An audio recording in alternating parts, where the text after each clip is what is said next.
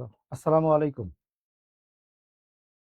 আপনাদের সামনে দুটা গুরুত্বপূর্ণ পরীক্ষা আছে, একটা হলো 23 তারিখে, একটি হচ্ছে 31 তারিখে আমাদের। তো দুটো পরীক্ষার জন্যই আমাদের ক্যারিয়ার ম্যাপের যে আয়োজন, যে মোটামুটি যে ধরনের প্রশ্ন আসে, আর্টস ফ্যাকাল্টি যদি প্রশ্ন সেট করে থাকে তাহলে সেই প্রশ্ন সেটের উপর ভিত্তি করে যে ধরনের প্রশ্ন আসে আমাদের কিছু সংকলন এখানে আছে, সবগুলো সাবজেক্ট থেকেই আছে। আজকে আমি মুশফিকুর রহমান আপনাদের সঙ্গে ইংরেজিটি নিয়ে ডিসকাস করছি। আমরা যারা পরীক্ষা দেব, আমরা এখানে অনেকেই আছি, আমরা কেউ কেউ হয়তো সম্পূর্ণ কোর্স শেষ করা বা মাত্র শুরু করেছি, মাঝামাঝি পথে আছি। পরীক্ষাটা নিয়মই হচ্ছে এটা যে আমরা চেষ্টা করতে থাকবো, আমরা নিজেকেও একটু শানিত করব, সঙ্গে সঙ্গে আবার যাদের প্রিপারেশন অলরেডি হয়ে গেছে ইনশাল্লাহ আমরা আমাদের কাঙ্ক্ষিত চাকরিটা পেয়ে যাবো এরকম। তো আমরা এখানে কিছু প্রশ্ন সংকলন করেছি, যে প্রশ্নগুলোর মধ্যে এই 10ম গ্রেডের পরীক্ষার যে ধরনের প্রশ্নগুলো আসে, যেগুলো দেখা যায় সেরকম কিছু প্রশ্নের সংকলন, হুবহু সেখান থেকে তুলে দেওয়া না সেই রকম, কারণ আমরা অনেকেই এত ভালোভাবে পড়াশোনা করেছি মাশাআল্লাহ যে আমরা অলরেডি প্রশ্ন উত্তরগুলো পারি। সেই রকম প্রশ্ন দেওয়া আছে যার সঙ্গে রিলেটেড যে টপিক গুলো সেগুলো আমরা একটু ডিসকাস করব। আপনারা এটা দেখছেন, শুনছেন যারা, আপনাদের যদি রিলেটেড কোনো প্রশ্ন থাকে একটু কষ্ট করে সেই প্রশ্নগুলো আমাকে এখানে বক্সে লিখে দিবেন, ইনবক্সে দেখলে আমি সেই অনুযায়ী উত্তর করব অবশ্যই। আর আর সঙ্গে সঙ্গে ক্লাসে পার্টিসিপেট করলে আমাদের আরো ক্লাস কাজে লাগবে, যেহেতু আমরা একটু সময় দিবই, সামনে পরীক্ষা আছে, আমরা সেটা চেষ্টা করব। শব্দ শব্দ আহ, একটু দেখবেন সবাই আমার কথা শুনতে পাচ্ছেন কিনা, আমি একটু সময় নিচ্ছি মূল টপিকে যাওয়ার আগে। এখন শোনা যাচ্ছে, থ্যাংক ইউ, থ্যাংক ইউ। আচ্ছা, এখন এই যে এই পদটা পরীক্ষা দিব 10ম গ্রেডের অফিসার পদে, এরপরে আস্তে আস্তে আমরা আবার উপরের দিকে যাব। এখানে মনে রাখবেন দিন শেষে আমরা যে পরীক্ষার প্রশ্নগুলো দেখছি, আমি ইংরেজি নিয়ে কথা বলছি, যে আপনার একটা বড় অংশ হলো প্রিপজিশন এবং ভোকাবুলারি, সিনোনিম, অ্যান্টোনিম, এই ধরনের। এইটা অবশ্যই আমরা প্রিভিয়াস ইয়ার্স এর থেকে প্রশ্ন থেকে পড়ার মধ্যে থাকবো। আমি যতটুকু জানতে পেরেছি, যারা এটা নিয়ে কাজ করেন, গবেষণা করেন, তাদের কাছ থেকে যে প্রশ্নটা সম্ভবত সেট করতে যাচ্ছে আমাদের আর্টস ফ্যাকাল্টির প্রিভিয়াস ইয়ার্স প্রশ্নগুলো অবশ্যই পড়ার মধ্যে থাকবো। সেই অনুযায়ী আমরা সাহস করে কনফিডেন্টলি পরীক্ষা দিতে বসবো। ওয়ালাইকুম আসসালাম। ওকে, তাহলে আর কথা না বাড়িয়ে আমরা একটু আমাদের টপিকে যাই। মনে রাখবেন পরীক্ষার হলে আমার চ্যালেঞ্জ হচ্ছে প্রশ্নটা বুঝে এটা কোন টপিকের প্রশ্ন সে অনুযায়ী অ্যাপ্রোচ করে সলভ করা, তাহলে ভুল হবে না। আমাদের হয়তো অনেকেরই যারা নতুন আছে, আমাদের মনে একটা ভয় কাজ করে যে এত বুঝে উত্তর করতে গেলে তো সময় পাবো না। আপনি তো আপনার প্রত্যেকটা সাবজেক্ট ওয়াইজ একটা সময় ভাগ করবেন অবশ্যই। একটা আদর্শ পরীক্ষা দেওয়ার প্ল্যানে অবশ্যই সময় ভাগ করা থাকবে, ডিপার্টমেন্টালাইজ করা থাকবে। তাই মনে রাখবেন গ্রামার প্রশ্ন কিন্তু আপনার পরীক্ষায় আসবে 4-5টা, তাই না? 10-15টা যদি ইংরেজি প্রশ্ন আসে, সেই 4-5টা গ্রামার প্রশ্নে একটু সময় দিয়েই উত্তর করা উচিত, কারণ ভোকাবুলারি পার্ট যেটা যেটা প্রিপোজিশন পার্ট, সেখানে আপনি পারলে ইনশাল্লাহ ঠিক উত্তর করে আসবেন, এছাড়া কিন্তু আপনার খুব বেশি সময় নষ্ট করার কোনো সুযোগ নেই। না পারলে স্কিপ করে পরেরটাতে যেতে হবে। ওকে, আচ্ছা, এইখানে Maruf use to living in Comilla but his company had transferred him to a better position in Sylhet. আচ্ছা, পিন পয়েন্ট এরার, এটার সঙ্গে আমরা সবাই কম বেশি পরিচিত যারা আমরা এই চাকরির প্রস্তুতি পরীক্ষায় আছি। পিন পয়েন্ট এরারে আমাদের কাছে একটু কঠিন মনে হয় এই জন্য যে এখানে কোনটা ঠিক থেকে দেখব, কিন্তু আমি সাধারণত বলি যে আপনি পিন পয়েন্ট এরারে সবার আগে দেখবেন রাইট ফর্মস অফ ভার্বস থেকে, অর্থাৎ সাবজেক্ট, ভার্ব, অ্যাগ্রিমেন্ট থেকে শুরু, তারপরে অ্যাক্টিভ নাকি প্যাসিভ, এবং তারপরে এটা কোন টেন্সে আছে সে অনুযায়ী আমরা সমাধান করার চেষ্টা করব। Maruf used to living in Kumilla, but his company had transferred him to a better position in Sylhet. কোনটা কারেক্ট উত্তর হতে পারে একটু লিখে দেবেন প্রশ্নের নাম্বার সহ। আপনাদের জন্য আগে একটু কিছু সেকেন্ড আমি সময় দিচ্ছি।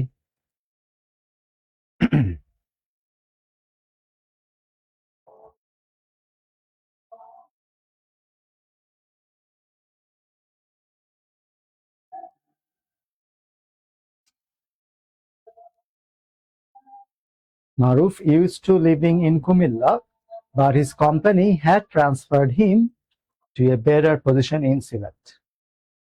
যদি কোনো ভুল না থাকে তাহলে D number option, no error.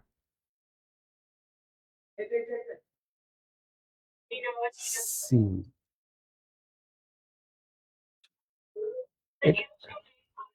used to live, এই তো, থ্যাংক ইউ। হ্যাঁ, এখানে কি হবে উত্তরটা? এ। এখানে উত্তরটা ঠিক এ হবে, মানে হচ্ছে এখানে এই সি নাম্বার, এ নাম্বারে ভুল আছে, পিন পয়েন্টের কাছে। এখন আমার যদি এটা পরীক্ষায় আসতো, আমি একটু দেখি তো এই সেন্টেন্সের কাজটা কোনটা। মারুফ ইউজ টু মানে কি কোনো কিছু অতীতে করত, অতীতে সে বাস করতো কুমিল্লাতে, ভালো কথা, পাস্ট টেন্সে আছে। এখন টু এর পরে কি ভার্বের সঙ্গে আইএনজি হয়? না, টু এর পরে তো ভার্বের সঙ্গে আইএনজি হয় না, টু এর পরে তো ভার্বের বেয়ার ইনফিনিটিভ ফর্ম হয়। তাহলে এখানে কি হবে উত্তর? Used to live. তাহলে এটা আমার কোন টপিক? এটা হলো আমার রাইট ফর্মস অফ ভার্বস এর topic, use to live. But হলো কনজাংশন, কনজাংশন কিন্তু ঠিক আছে। একজন ভাই এখানে উত্তর দিয়েছেন যে বি তে ভুল আছে। বাট হিজ কোম্পানি, দেখুন তো এটা একটা ক্লজ, পরে আবার একটা ক্লজ, কোম্পানি তাকে সরিয়ে দিয়েছে কোথায়? সিলেটে আরো ভালো অবস্থানে, তাহলে এটা একটা ক্লজ, মাঝখানে কনজাংশন বি লাগবে। হ্যাড ট্রান্সফার্ড হিম, তাকে সরিয়ে দিয়েছে সিলেটে, এটা ঠিক আছে। এখন বি নাম্বারে যিনি বলেছেন তার একটা লজিক আমি বুঝতে পারছি যে এখানে হ্যাড ট্রান্সফার পাস্ট পারফেক্টের দরকার কি? আচ্ছা, কিন্তু পাস্ট পারফেক্ট আমরা কম্পাউন্ড সেন্টেন্সে ব্যবহার করি না, কিন্তু পরীক্ষা যখন আসে তাকে সরিয়ে দিয়েছে, এটা পাস্ট পারফেক্টে হওয়ার কথা না। কিন্তু ইউজ টু এর পরে যেহেতু আইএনজি হতে পারে না, তাই আমি এ নাম্বারটাকে ভুল বলছি, ইউজ টু লিভিং। দুইটাই পাস্ট টেন্স, এটাও পাস্ট টেন্স, এটাও পাস্ট টেন্স। কখন ইউজ টু এর পরে আইএনজি হয়? যদি এখানে কোন একটা বি ভার্ব থাকতো, মারুফ ওয়াজ ইউজ টু, তাহলে এখানে আইএনজি হতে পারত। তাহলে এখানে মূল কথা হচ্ছে ইউজ টু এর পরে ভার্বের সঙ্গে আইএনজি হবে না, ইউজ টু এর পরে ভার্বের বেস ফর্ম হবে, লিভ।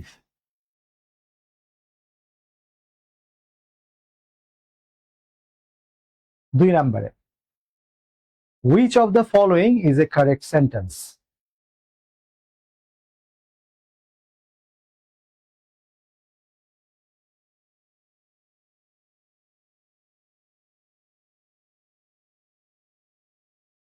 তার মানে এখানে চারটি অপশনের মধ্যে তিনটি ভুল, একটি correct.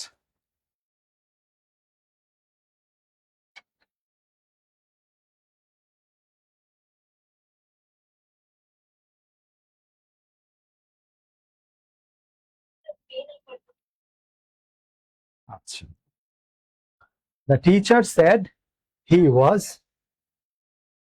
intelligent, hard worker and disciplined. B বলেছেন, আরো কেউ কি বি? আর কারো উত্তর? B. C, the teacher said he was intelligent, hardworking and disciplined. আচ্ছা, তারপরে ডি নাম্বারে আর কেউ অন্য কোনো উত্তর? এটা কোন টপিকের প্রশ্ন যদি পরীক্ষায় আসতে হবে দেখতাম। প্রথমটাতে ভুল কি হয়েছে? The teacher said he was intelligent, বুদ্ধিমান ছিল, হার্ড ওয়ার্কিং, পরিশ্রমী ছিল, অ্যান্ড হি হ্যাজ ডিসিপ্লিনারিটি, এটা একটা ক্লজ। আমরা প্যারালেলিজমের টপিক থেকে দেখেছি, যেহেতু এইটা অ্যাডজেক্টিভ, এইটা অ্যাডজেক্টিভ, তাই এন্ড এর পরেরটাও একই সঙ্গে প্যারালেল স্ট্রাকচার অনুযায়ী একটা অ্যাডজেক্টিভ হওয়া উচিত। একজন আপু বি বলেছেন, the teacher said he was intelligent, adjective. Hard worker, এটা কি অ্যাডজেক্টিভ নাকি এটা একটা নাউন? অ্যান্ড ডিসিপ্লিনড, তাই বি নাম্বারটাও ভুল। সি নাম্বারে বলেছেন উত্তরে কেউ কেউ, the teacher said he was intelligent, adjective. Hard working, পরিশ্রমী, অ্যাডজেক্টিভ। অ্যান্ড ডিসিপ্লিনড, শৃঙ্খলাবদ্ধ, অ্যাডজেক্টিভ। সি নাম্বারটা আবার প্যারালেলিজম অনুযায়ী ঠিক আছে। বি তে দেখে কি ভুল হয়েছে? The teacher said he was intelligent, adjective. Hard working, adjective and he has discipline, এটা আবার ক্লজ, তাই ভুল। তাহলে এইটা হলো আমাদের খুবই কমন একটি টপিক, যেটা চাকরি পরীক্ষা প্রশ্নে দেখা যায়। এটি হচ্ছে একটি প্যারালেলিজমের টপিক। প্যারালেলিজমের স্ট্রাকচার অনুযায়ী এখানে শুধু কারেক্ট অ্যান্সারটা হচ্ছে সি। কারেক্ট অ্যান্সারটি হচ্ছে C, adjective adjective adjective. Abir Roy, thank you. Subrata Barman একটা সুন্দর পয়েন্ট ধরেছেন প্রথম প্রশ্নে, ভেরি গুড। আচ্ছা, 3 নাম্বার প্রশ্ন, it is no good dash to change her mind. এখন আমি যদি অপশনে দেখি ট্রাইং, টু ট্রাই, ট্রাই অথবা অফ ট্রাইং, তাহলে আমি বুঝতে পারছি এটা তো ভার্বের সঙ্গে কানেক্টেড টপিক। ওয়ালাইকুম আসসালাম রাবেয়া আপু, উম্মে আসমা আপু বলেছেন এ। 3 নাম্বার উত্তর পেয়েছি এ। এখন এটা কেন হলো? আমাদের রাইট ফর্মস অফ ভার্বস একটা কথা আছে যে নো গুড, আর, বিজি, এই শব্দগুলো যখন থাকবে এর পরের শব্দটা ভার্বের সঙ্গে আইএনজি হবে। It is no good trying to change her mind. To try বা শুধু ট্রাই বা অফ ট্রাইং বলা যাবে না। ওয়ালাইকুম আসসালাম। জি, 3 এর উত্তর এ। মোটামুটি মাশাআল্লাহ সবাই পেরেছেন। আপনারা যখনই উত্তর করবেন একটু কষ্ট করে প্রশ্ন নাম্বার সহ উত্তর করলে, আমরা যেহেতু একটু টাইমের গ্যাপ হয় অনলাইন ক্লাস যেহেতু, তাহলে বোঝাটা সহজ হবে আমাদের জন্য যে আমরা কোন প্রশ্ন উত্তরটা দিচ্ছি। এখানে তাহলে আমাদের শিক্ষণীয় কি? এটা মুখস্থ বিষয়। ইট ইজ নো গুড, আমি যদি বলি হি ওয়াজ বিজি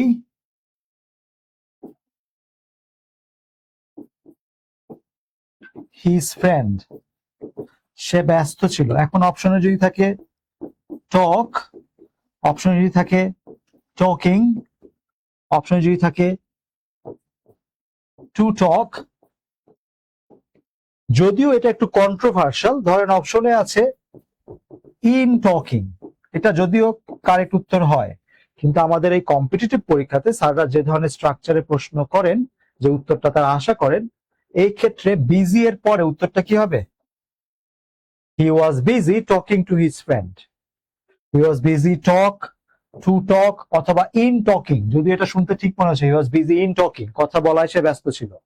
কিন্তু নো গুড এবং বিজি এদের পরে সরাসরি ভার্বের সঙ্গে আইএনজি দিয়ে কারেক্ট উত্তরটা আমরা করব। ওকে,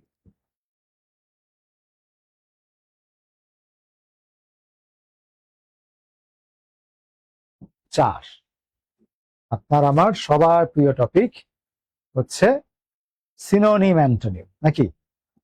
এই প্রিয় টপিক না, না, এই জন্যই বলছি এটাকে প্রিয় বলতে হবে।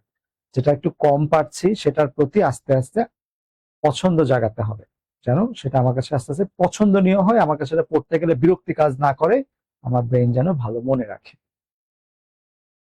তাহলে দেখুন তো, কোনটা ডিসডেইনফুল কথাটার মানে কি আমরা জানি?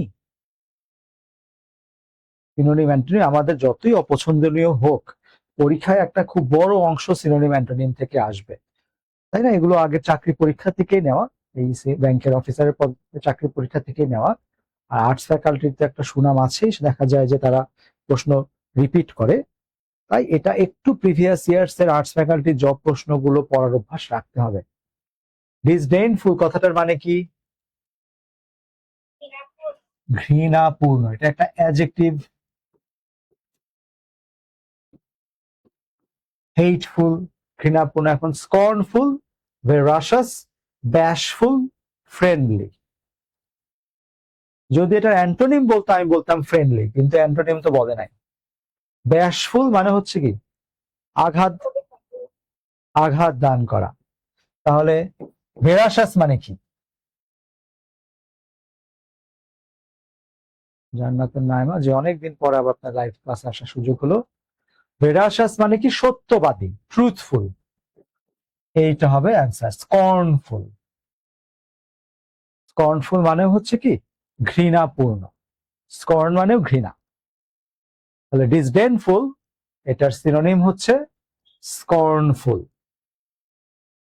এটা ব্যাশফুল মানে হচ্ছে কাউকে আঘাত করে এমন, আঘাতময় বা কাউকে মানে হঠকারিতাপূর্ণ।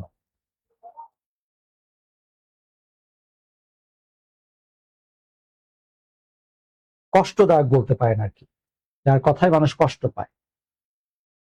আচ্ছা, 5, এই ধরনের প্রশ্ন এই 10ম গ্রেডের পরীক্ষায় প্রিভিয়াস ইয়ারে বেশ দেখা যায়, যেটা আইবি এর একটা প্রিয় টপিক। আইবি যেরকম, কিন্তু আইবি শব্দগুলো একটু বেশি কঠিন দেয়, সেন্টেন্স গুলো বড় দেয় এরকম।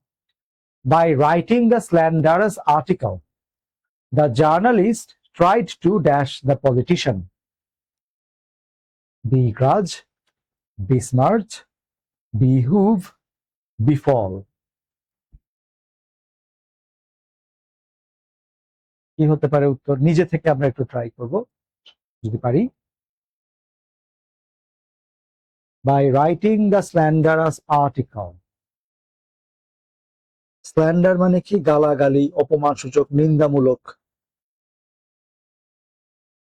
নিন্দামূলক লেখালেখির দ্বারা দ্য জার্নালিস্ট সাংবাদিক চেষ্টা করেছিল tried to dash the politician, রাজনীতিবিদকে কি করতে? begrudge, besmirch, behoove, befall. begrudge মানে রাগ ধরে রাখা, অভিমান করার মতো। behoove মানে যথাযথ হওয়া, ঠিক হওয়া, রাইট হওয়া। befall মানে পতন হওয়া। কিন্তু এই besmirch মানে হচ্ছে কলঙ্কপূর্ণ করা, কালিমা লিপ্ত করা, নষ্ট করা। ঠিক আছে, তাহলে 2 এর পরে এখানে ঠিক উত্তরটা হবে টু besmirch দ্য পলিটিশিয়ান। এটা আবারও শব্দার্থের কাজ, তাই একটু যাচাই করে দেখা। এই শব্দগুলো কি খুব কঠিন মনে হয়েছে? সাবরিনা মমতাজ সুধা বলছেন না, এখানে বিফল হবে না, হবে কি রাইট টু besmirch।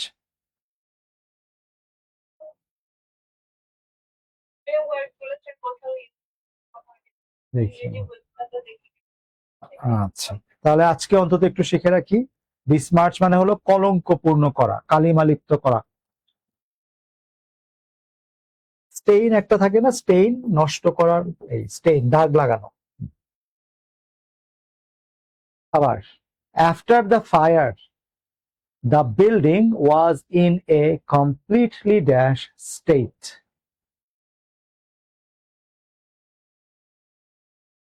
আগুনের পর দ্য বিল্ডিং, আমরা শুনেছি উত্তরাতে একটা বাসায় আগুন লেগেছে, খুবই স্যাড একটা news. After the fire the building was in a completely, ভবনটা সম্পূর্ণ কেমন পর অবস্থায় ছিল? dilapidated, pristine, ornate, stingy.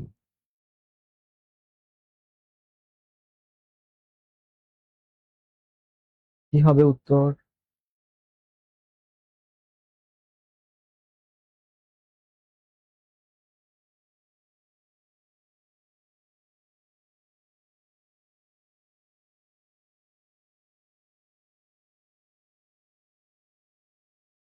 আচ্ছা, স্টিনজি মানে মনে হয় আমরা জানি, কৃপণ। অর্নেট, এটা আমার কাছে মনে হয় যেন একটু শুনতে অর্নামেন্টের সঙ্গে মিল আছে, সজ্জিত। অর্নামেন্ট কি? গহনা, এটা দিয়ে সাজে, তাহলে অর্নেট মানে সজ্জিত। প্রিস্টিন মানে চকচকা, নতুন। ডিলাপিডেটেড মানে বিধ্বংস, বিধ্বস্ত অবস্থা। ঠিক আছে, তাহলে after the fire the building was in a completely dilapidated state, সম্পূর্ণ বিধ্বস্ত অবস্থায় ছিল। একটু ভোকাবুলারি যাচাই করা হচ্ছে, ভয় লাগছে কিন্তু অল্প। আমি সাধারণত বলি, ধরেন পরীক্ষার যে অল্প কটা দিন আছে, এই সময়টা কিন্তু গ্রামার শেখার সময় না, এই সময়টা কিন্তু নতুন করে কোনো ম্যাথের নিয়ম শেখার সময় না। এই সময়টা হচ্ছে যেগুলো মুখস্থ বিদ্যার বিষয়, সেগুলো যত সম্ভব রিভিশন করে নেওয়া, শিখে নেওয়া। ঠিক আছে, এটা মনে রাখবেন। আপনি যারা 15টি প্রস্তুতি নিয়েছেন, যারা মোটামুটি 4 থেকে 5 মাসের মতো প্রস্তুতি নিয়েছেন, তারা সত্যিকার অর্থে অন্তত প্রিলি টেকার মতো একটা এনাফ প্রিপারেশন নিয়ে ফেলেছেন। এখন কাজ হচ্ছে যতটুকু শিখেছি ততটুকু মনে রাখা। ডিলাপিডেটেড একটা অ্যাডজেক্টিভ, জি, এখানে অ্যাডজেক্টিভ।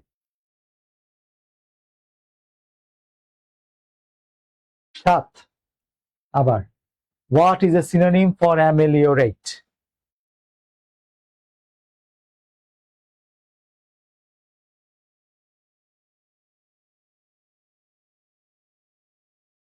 এজন্য এই সবগুলো চুজ করা যেন আপনারা একটু, আবারও বলছি, ইংরেজির জন্য আমি সবসময় খুবই বিনয়ের সঙ্গে বলি, গ্রামার আমরা ক্লাস নেই, বেশি বেশি গ্রামার করাচ্ছি, কিন্তু দিন শেষে আমরা শিক্ষার্থীরা মূল পরীক্ষায় গ্রামারের জন্য আটকে যাই না, ভোকাবুলারির জন্য আটকে যাই।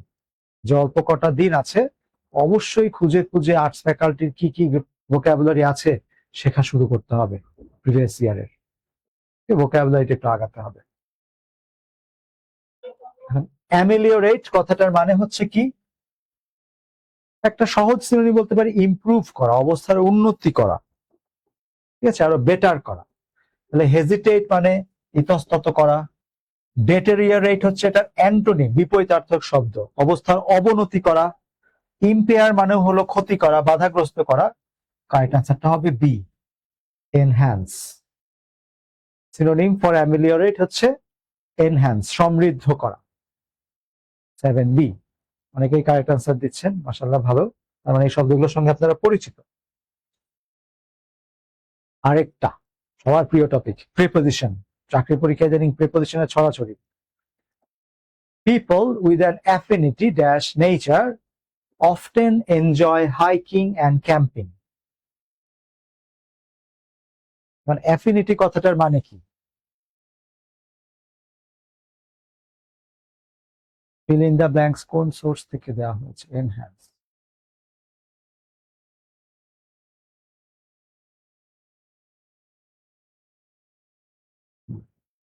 People with an affinity dash nature often enjoy hiking and camping. দেখুন তো,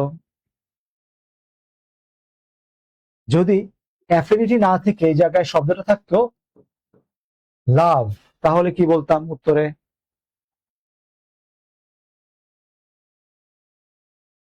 ফর বলতাম না।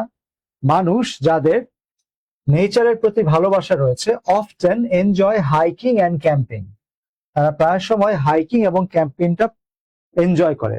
লাভ ফর নেচার, তেমনি অ্যাফিনিটির সঙ্গেও কি বসে? For nature.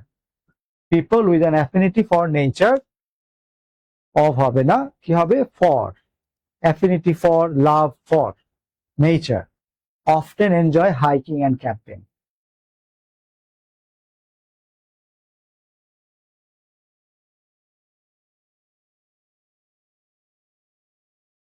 Nine. অনেক ভোকাবুলারি প্রিপোজিশনের পর একটু গ্রামারে ফিরে এসেছি। By the time you get back, Shajib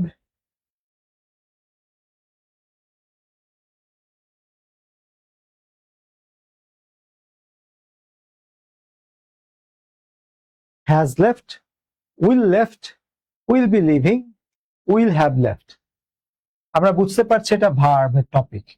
B নাম্বারটা অবশ্যই বাদ, উইলের পরে লেফট হতে পারে না, উইলের পরে অবশ্যই ভার্বের বেস ফর্ম বসবে। তাহলে by the time you get back, Sajib কি হবে? এটা তো গ্রামারের টপিক, এটা প্রশ্ন নাম্বার 9।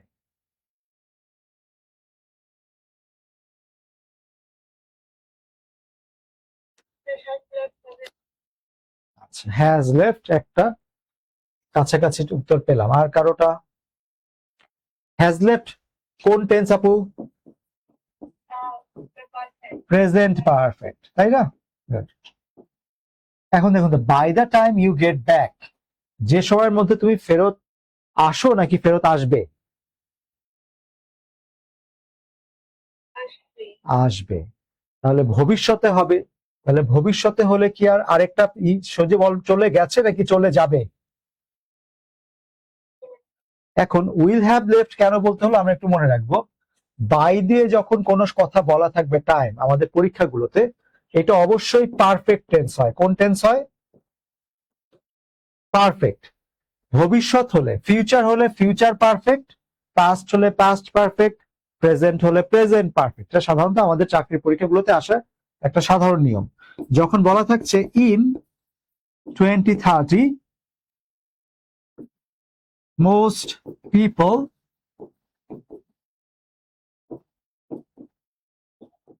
leave the country। ধরেন কথা বললাম, তাহলে ইন 2030 2030 সাল তো এখন আসেনি, 2030 সালে বেশিরভাগ মানুষ দেশ ছাড়ে নাকি ছাড়বে? তাহলে আমি ফিউচার টেন্স উত্তরটা কি বলবো? Will leave. কিন্তু দেখুন তো, যদি আমার এখানে ইন না থেকে থাকতো বাই 2030, তখন ফিউচার টেন্স কিন্তু বাই বলা আছে, আমার উত্তরে কি বলতে হবে? Will have left. এই যে এখানে যেটা হয়েছে,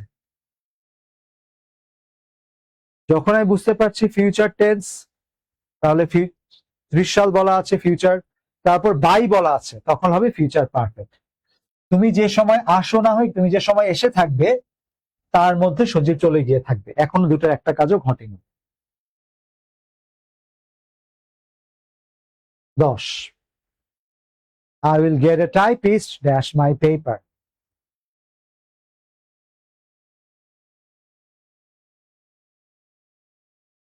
কি হবে উত্তর?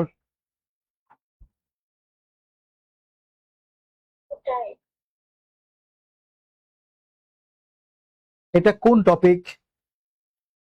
Typing, type, causative verb. Causative verb আমরা দেখেছি have, make, get, let, help. এই 5টা ভার্বকে আমরা কজেটিভ ভার্ব হিসেবে শিখেছি, এবং এদের পরে যদি অ্যাকশন ডুয়ার হয়, একজন টাইপিস্টকে আমি নিয়েছি যে আমার পেপারটা সাধারণত এসে বোঝে, আমার এসেটা টাইপ করে দিবে, সেই ক্ষেত্রে তাদের পরে ভার্বের বেস ফর্ম বসতো। কিন্তু গেটের একটা বৈশিষ্ট্য হচ্ছে গেটের পরে টু ইনফিনিটিভ বসে, গেটের পরে বসে টু ইনফিনিটিভ, কিন্তু এদের পরে বসে শুধু বেয়ার ইনফিনিটিভ, মানে টু বাদ দিয়ে। লেটের পরেও বসে বেয়ার ইনফিনিটিভ, কিন্তু হেল্পের পরে বসে কি? টু দিয়েও কারেক্ট, টু ইনফিনিটিভও কারেক্ট, আবার বেয়ার ইনফিনিটিভও কারেক্ট,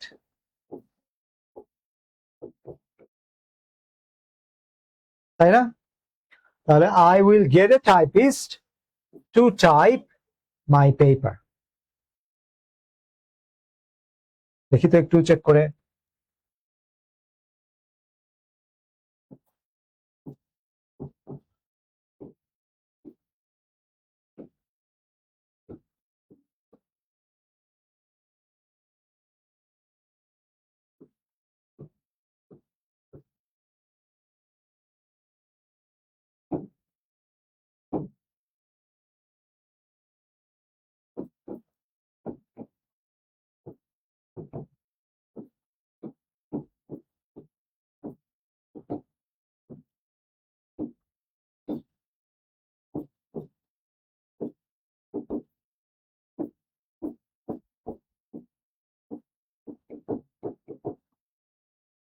এখানে কোনো কারেক্ট উত্তর আছে? She help my car.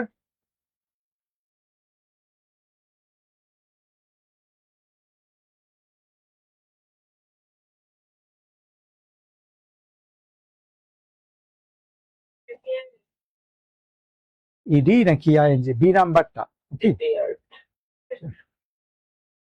Repaired. এই জায়গায় কোনো কারেক্ট উত্তর নেই।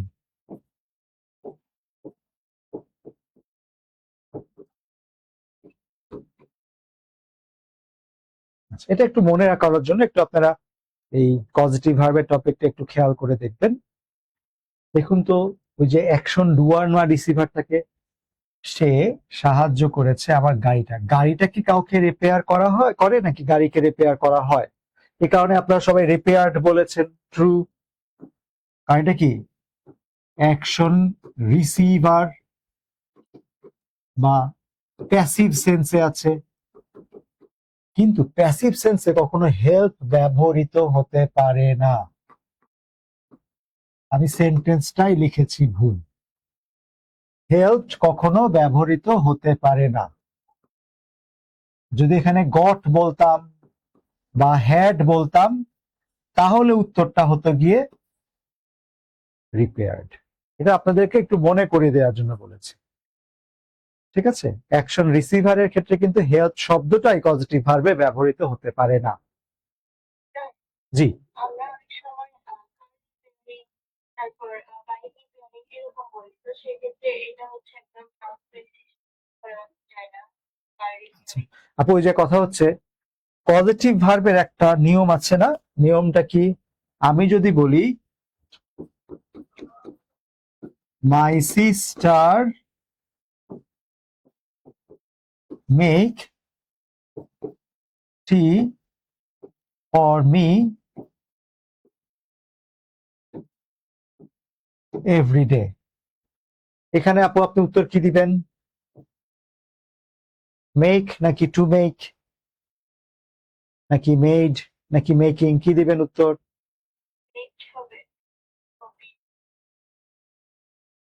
ইডি। নেক্সট দেখুন তো আপু, এটা কি পজিটিভ ভার্ব? না। আমি আপনার উত্তরটাতে আসছি। কি হবে? এটা কোনো পজিটিভ ভার্ব না, কারণ শুধু মেক লেট হেল্প থাকলে যে পজিটিভ ভার্ব হবে সেটা না। তার আগে একটা নাউন বা প্রোনাউন, তারপরে পজিটিভ ভার্বের পাঁচটার যে কোনো একটা, তারপরে আবার একটা নাউন বা প্রোনাউন, তারপরে আবার পজিটিভ ভার্ব লাগবে, আরেকটা ভার্ব থাকা লাগবে, পজিটিভ ভার্ব না, দুঃখিত। কিন্তু এরকম যদি না হয় তাহলে এটা পজিটিভ ভার্বই না। তেমনি আপনি যখন বলছেন car repairing service, bike repairing service, ওটা তো পজিটিভ ভার্বের টপিকে আপনি বলছেন, আপনি নিজেও তো দিয়েছেন, আপনি নাউন ফ্রেজ হিসেবে বলছেন, তাই না? এই জন্য পজিটিভ ভার্বের ক্ষেত্রে আমার মাথায় রাখতে হবে, যখনই আমার পজিটিভ ভার্ব এই পাঁচটার যে কোনো একটাকে আমি দেখেছি, তারপরে আমি এই যে একটা সাবজেক্ট, তারপরে পজিটিভ ভার্ব, তারপরে আরেকটা নাউন বা প্রোনাউন, তারপরে আবার আরেকটা ভার্ব, তার মানে সেই সেন্টেন্সটা হচ্ছে পজিটিভ ভার্ব। এই সেন্টেন্সে এসে আমার সেভাবে চিন্তা করতে হবে পজিটিভ ভার্বের নিয়মে, অন্য কোনো ক্ষেত্রে না।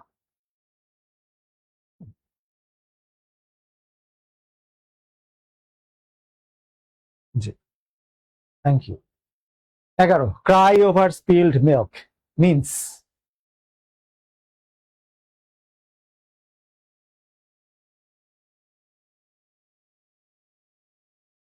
এটাও চাকরির পরীক্ষায় অপছন্দনীয় হলেও আমার এখানে আজকে টার্গেট হচ্ছে যে চাকরিতে যে ধরনের প্রশ্ন আসে, যারা এটার সঙ্গে একেবারে নতুন বা যারা পুরোপুরি এখন কানেক্টেড না, একটু মনে রাখবেন দশম গ্রেডের পরীক্ষায় কি ধরনের প্রশ্ন আসে। সেক্ষেত্রে এই সিনোনিম, অ্যান্টোনিম, প্রিপোজিশন, কিছু কিছু ইডিয়মিক এক্সপ্রেশন, প্রভার্ব এরকম আসবেই, এগুলো একটু যেন পড়েন। To regret something that cannot be changed. True. To regret something that cannot be changed. Cry over spilled milk.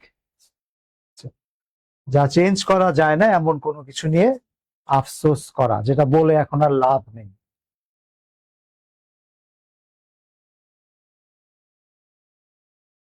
বারো, আবার ওয়ান ওয়ার্ড সাবস্টিটিউশন, একাধিক শব্দ ব্যবহার না করে কিছু শব্দ যদি আমি বলা চাই, a speech made without previous preparation, যে এক্সটেম্পোর স্পিচ, কোন ধরনের প্রস্তুতি ছাড়া যখন কোনো ভাষণ দেওয়া হয়, বক্তৃতা দেওয়া হয়, ওই ধরনের বক্তৃতাতে কি বলা হয়? Extempore speech. আমরা বানান মনে রাখার জন্য হয়তো এক্সটেম্পোরই বলতে পারি, প্রস্তুতিহীন। লুগুব্রিয়াস মানে কি মনে আছে আমাদের? লুগুব্রিয়াস মানে কি? বিষণ্ণ, মনমরা। সোয়ান সং মানে কি মনে আছে?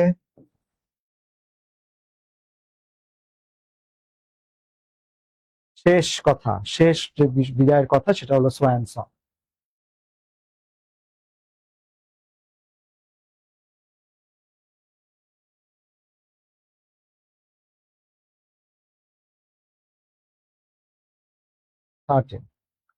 The correct passive form of the sentence, I know how things work around here. Active প্যাসিভের টপিক, একটু দেখবো কি আনসার হবে।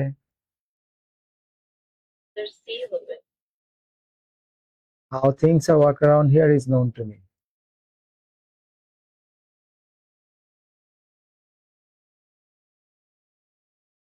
How things ডি হবে ডি সি কি হবে? ডি হবে ডি খেয়াল করে দেখো আচ্ছা, সি কেন হবে না? আর আছে না থিংস তো মানে থিংস এর এসটা তো অলরেডি থাকে তো ওটার জন্য আর হবে না। উম, মানে এখানে প্যাসিভ করা হয়েছে তো ইসের উপর তাই ইজ নোন হবে এখানে ইজ নোন যেই প্যাসিভ করবে How things work আচ্ছা, I know how things work around here. এখন আমাদের চাকরি পড়ে, ঠিক আছে আপু, থ্যাংক ইউ, আমি জিজ্ঞেস করলাম একটু চেক করার জন্য। Last, যে যখন অ্যাক্টিভ প্যাসিভ আমাদের পরীক্ষায় আসে, আই নো এটা হচ্ছে আমার মেইন ক্লজ, আর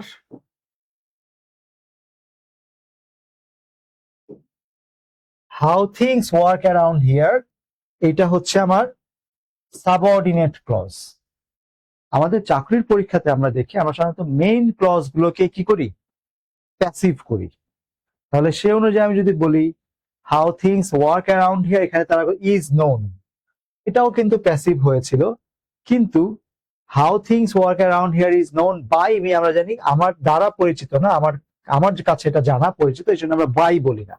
এই নাম্বারটা এখনো ভুল না, কিন্তু আমরা বাকি অপশন পড়ে দেখছি যে কোনো কারেক্ট অ্যান্সার, বেটার অ্যান্সার পাই কিনা। How things are work around here is known to me. আচ্ছা, কিভাবে এখানে সবকিছু চলে এটা আমার জানা। দেখুন তো, how things are work around here, কিভাবে জিনিসপত্র চালানো হয় সেটা আমার জানা। এটা how things work around here is known to me, এই জায়গায় টু মি আছে, এখানে টু মি নেই। দেখুন তো, how things work around here এটা ছিল হচ্ছে আমার সাবঅর্ডিনেট ক্লজ, এটা ছিল আমার কি, সাবঅর্ডিনেট ক্লজ, তাই এটাকে চেঞ্জ করা হয়নি। আপনি যে কথাটা বলছিলেন, যেটা মেইন ক্লজ সেটাকে প্যাসিভ করা হয়েছে। How things are work around here is known to me. Okay, how things are work around here is known to me, C নাম্বারটা কারেক্ট অ্যান্সার আমরা দিচ্ছি না, কারণ আমাদের চাকরির পরীক্ষাতে যখন আসে তখন এভাবেই আসে যে আমরা মেইন ক্লজ গুলোকে প্যাসিভ করি। ওকে,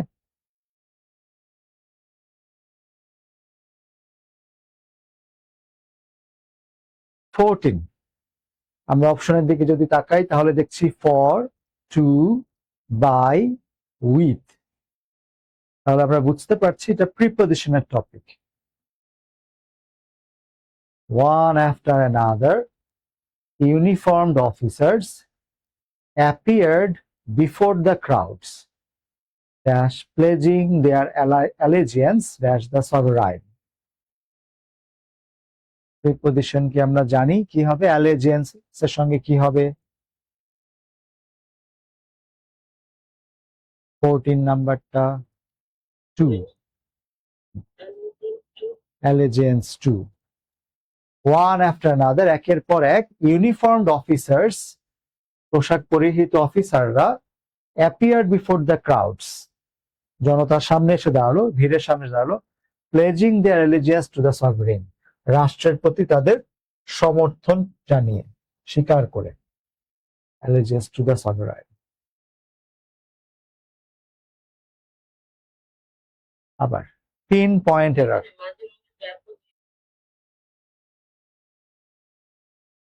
কোন অংশটা? এই যে pledging uniformed officers appear before the crowds, এটা আপু অ্যাপোজিশনে তো ভার্ব থাকতে পারবে না, এখানে তো ভার্ব আছে, অ্যাপোজিশনে নাউন ফ্রেজ থাকবে। 15, পিন পয়েন্ট এরার, কোথায় ভুল আছে?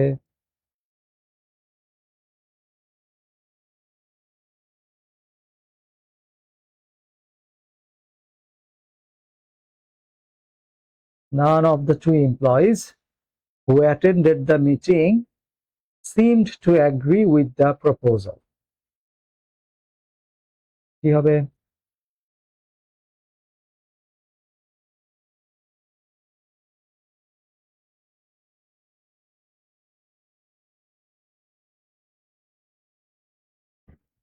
একটা, এটা অপশনের বাইরে আছে। আমরা প্রপোজালের সঙ্গে এগ্রি করলে উইথ বলতে পারি না, বলার কথা টু, বলার কথা কি টু, কিন্তু এটা তো আমাদের অপশনে দেয়নি, এ নাম্বারে ভুল আছে। হ্যাঁ, এখানে এই জন্য বাসার সাহেব সি বলেছেন, কিন্তু none of the two employees, employ কয়জন, দুইজনের সঙ্গে নান শব্দটা ব্যবহার করা যায় না, কি বলতে হয়, নিদার, কি বলতে হয়, নিদার বা নাইদার, যে হয় বলি, যে neither of the two employees who attended the meeting seemed to agree with the proposal. দুইজনের জন্য neither বলতে পারবো না, যদি এখানে টু এমপ্লয়িজ না হয় 3, 4 বা অন্য সংখ্যা হতো 2 এর বেশি, তাহলে আমরা বলতে পারি না।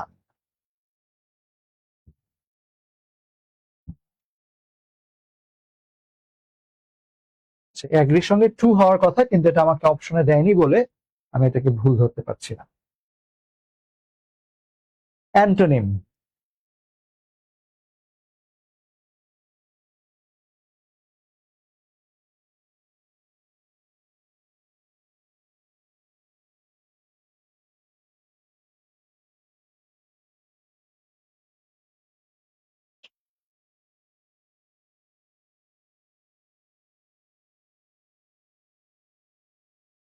choose the antonym for the word presage. Impassive, misjudge, servile, predict. এখন আবারও প্রেসেজ শব্দটা আমাদের জানা আছে কিনা,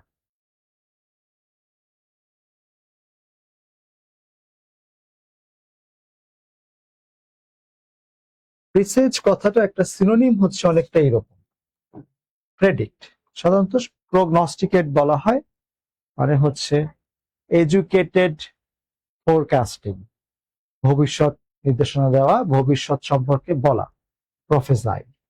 তাই এটার অ্যান্টোনিমটা এখানে হচ্ছে মিসজাজ, ভুল বিচার করে ফেলা। একটা হলো ভবিষ্যতে কি হবে আমি একটা বিচার করে বললাম, আর একটা সেটাকে ভুলভাবে বিচার করে ফেলাটাকে অ্যান্টোনিম হিসেবে বলতে হচ্ছে কি মিসজাজ। এখানে এতে যেটা আছে ইমপ্যাসিভ, মানে হচ্ছে পরোক্ষ নয়, প্রত্যক্ষ অর্থে। সার্ভাইল মানে হচ্ছে যে সবসময় নতজানু হয়ে থাকে, সাবমিসিভ। প্রেডিক্ট মানে ভবিষ্যৎবাণী করা, যেটা প্রেসাইজের সিনোনিম হতে পারে, কিন্তু আমাদের কাছে অ্যান্টোনিম চেয়েছে, তাই শব্দটা হচ্ছে মিসজাজ।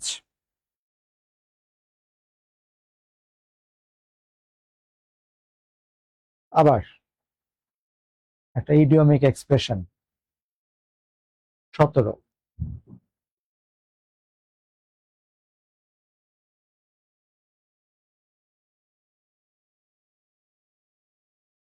to take up the gauntlet,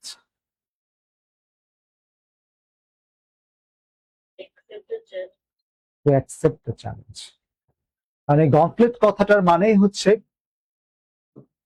gloves, মোটা গ্লাভস, যুদ্ধ করার জন্য হাতে পরা, তাহলে সেটা হাতে তুলে নেওয়া মানে হচ্ছে কি সে এখন যুদ্ধে যেতে রাজি, সে চ্যালেঞ্জ গ্রহণ করতে রাজি, পিছিয়ে যাবে না, সে নির্ভীক। To accept the challenge.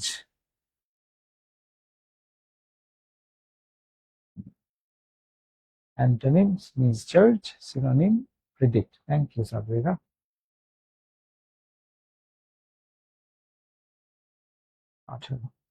He made me finish the work.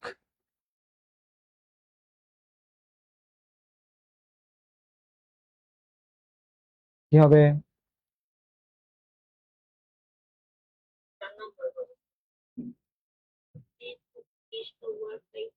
এটা কোন topic?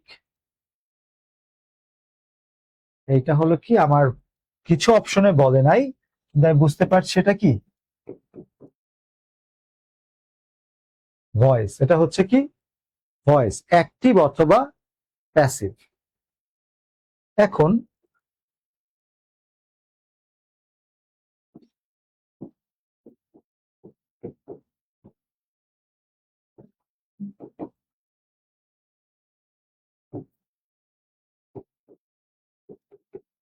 We elected him captain, এই সেন্টেন্সটা কি অ্যাক্টিভে আছে নাকি প্যাসিভে আছে?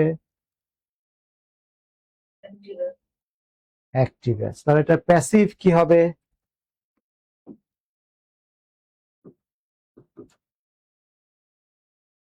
He was being he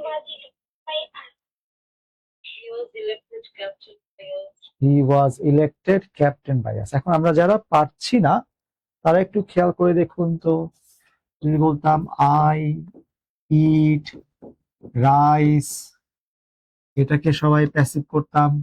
object, verb, subject, অবজেক্টটাকে লিখতাম সামনে। এখানেও সাবজেক্ট কি? উই। আমরা কি করি? নির্বাচিত করি, এটা ভার্ব। কাকে নির্বাচিত করি? তাকে। কি নির্বাচিত করি? ক্যাপ্টেন। দুইটা নির্বাচন করেছি, এটা একটু যদি অ্যাক্টিভ প্যাসিভটা মনে রাখি। দুটা নির্বাচন যেহেতু, দুইজন কাজ যেহেতু, অবজেক্ট যেহেতু আছে, কি এবং কাকে।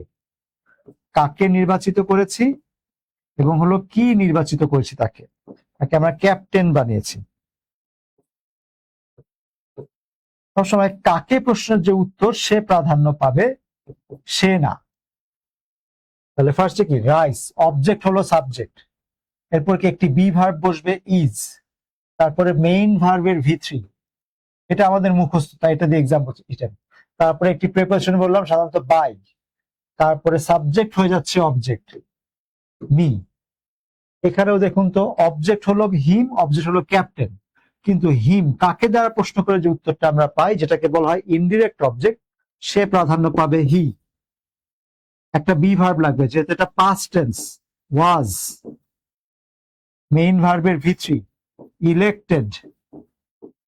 এরপরে আমাদের দুইটা অবজেক্ট ছিল, একটা লিখেছি আরেকটা লিখিনি, তাকে লিখে দিব। হি ওয়াজ ইলেক্টেড ক্যাপ্টেন, তারপরে আমাদের প্রিপোজিশন বাই, তারপরে সাবজেক্ট হয়ে যাবে object. He was elected captain by us. Good, excellent. আচ্ছা, কিন্তু আরেকটা সেন্টেন্স এখন যদি বলি, I have seen him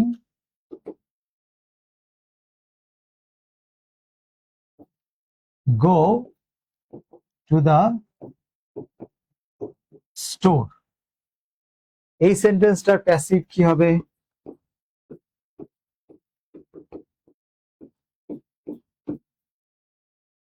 I have seen him go to the store.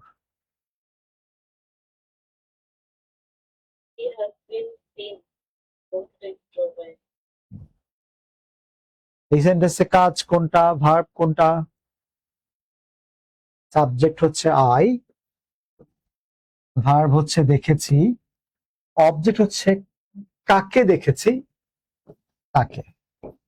আমরা হলো কি দেখেছি এখানে? তাকে আসলে স্টোরে যেতে দেখেছি, আমার এটা আরেকটা অবজেক্ট আমি বলতে পারতাম, কিন্তু এটা আসলে প্রেজেন্ট পার্টিসিপল অ্যাডজেক্টিভের কাজ করছে, তাকে কি অবস্থায় দেখেছি তাই।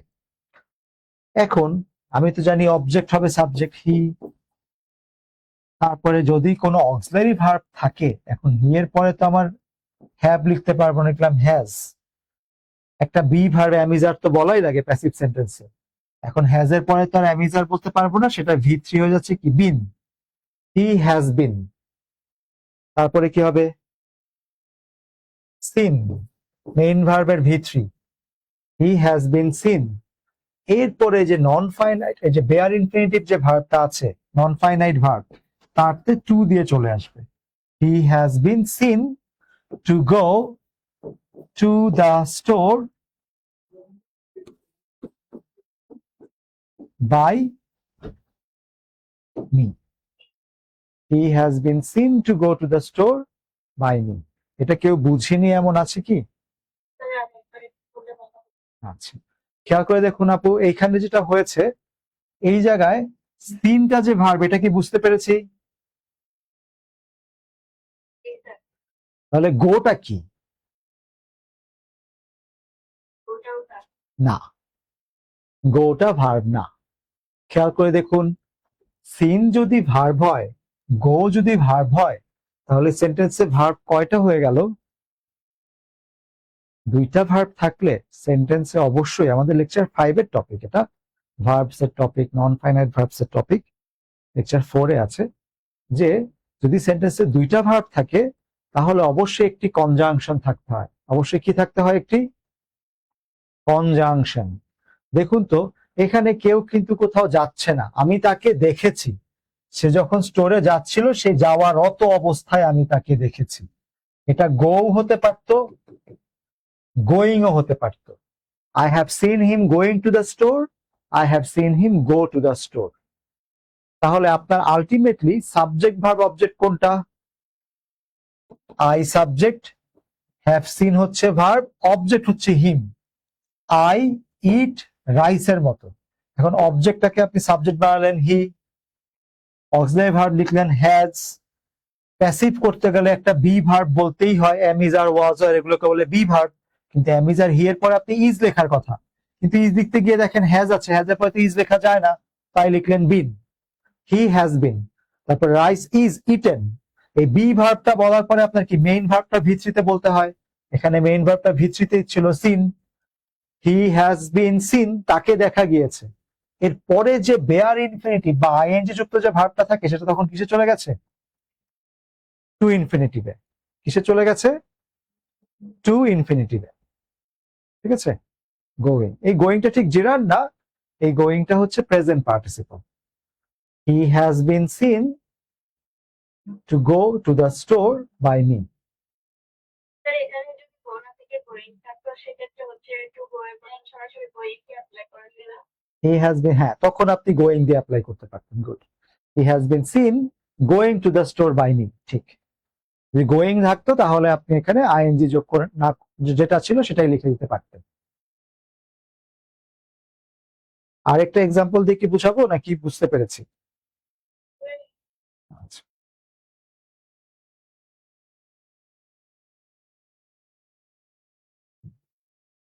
তাহলে হি made me finish the work.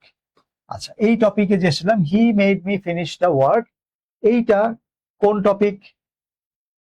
Subject, একটা পজিটিভ ভার্ব, একটা অবজেক্ট, আরেকটা ভার্ব, নন ফাইনাইট ভার্ব। তাহলে এইটা হচ্ছে positive verb.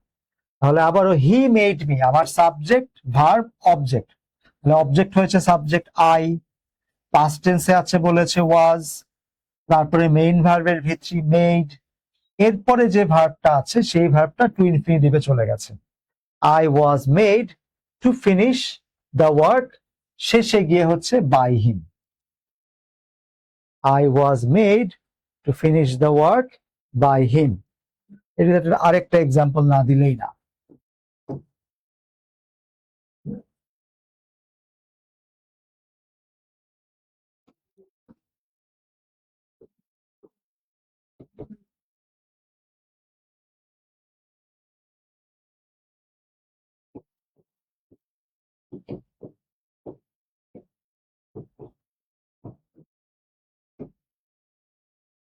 I had my brother receive my parcel. এইটার প্যাসিভটা কি হবে? I had my brother receive my parcel, এটা প্যাসিভ কি হবে?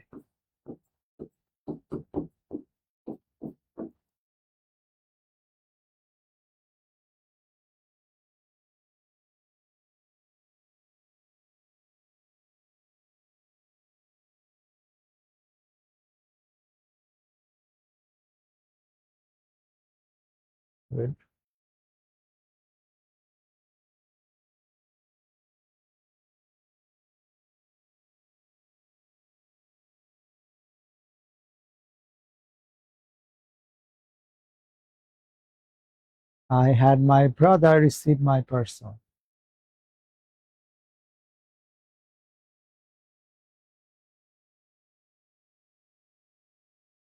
একই নিয়ম, কিন্তু কিন্তু একটু শুনতে অকওয়ার্ড শোনাবে হয়তো, এই জন্য আপনাদের খটকা লাগছে।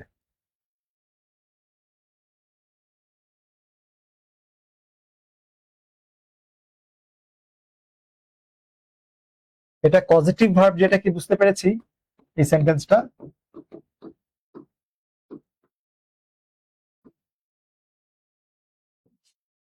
এটা পজিটিভ ভার্বে করেছে না? Positive.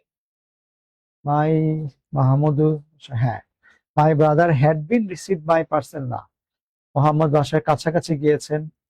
I had been receive my brother parcel.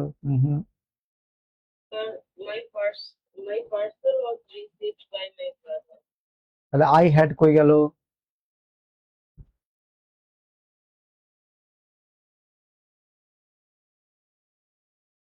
না, রিটার্ন ভাই আপনারটাও হয়নি মাই ব্রাদার। দেখুন তো, স্যার এই সেন্টেন্সটার বাংলাটা কি হবে? আমি আমার ভাইকে দিয়ে আমার পার্সেল রিসিভ করিয়েছি। এখানে একটু আগে পজিটিভ ভার্বে দেখেছি না, ছিল না, he made me finish the work, সে আমাকে দিয়ে কাজটা শেষ করিয়েছে না, পজিটিভ ভার্ব। তেমনি আমি আমার ভাইকে দিয়ে কি করেছি, পার্সেলটা রিসিভ করিয়েছি। এই যে সাবজেক্ট, তারপরে পজিটিভ ভার্বের একটা ভার্ব, পজিটিভ ভার্ব আমরা 5টা পড়েছি তাই না, তারপরে আবার একটা নাউন, তারপরে আবার একটা verb. My brother, brother parcel receive করার কাজটা করেছে কিনা, তাহলে এটা কি ডুয়ার নাকি রিসিভার? ডুয়ার। এবার আপনি দেখেন আপনার সাবজেক্ট ভার্ব অবজেক্ট, দেখুন ফার্স্টে অবজেক্ট হলো সাবজেক্ট মাই ব্রাদার, তারপরে একটা বি ভার্ব লাগে না, সরাসরি কি মেইন ভার্ব বসে নাকি একটা বি ভার্ব লাগে? ওয়াজ, মাই ব্রাদার ওয়াজ, এখানে হেড আছে বলে প্যাচ লেগে গেছে। তারপরে মেইন ভার্বের ভিত্তি হয় না, মাই রিসিভ, এখানে ভার্বটা কি রিসিভ নাকি মেইন ভার্বটা হলো হেড? ভার্বটা হচ্ছে had, my brother was had. তারপরে এই যে পজিটিভ ভার্বের ক্ষেত্রে কি টু ইনফিনিটিভ বলবেন না?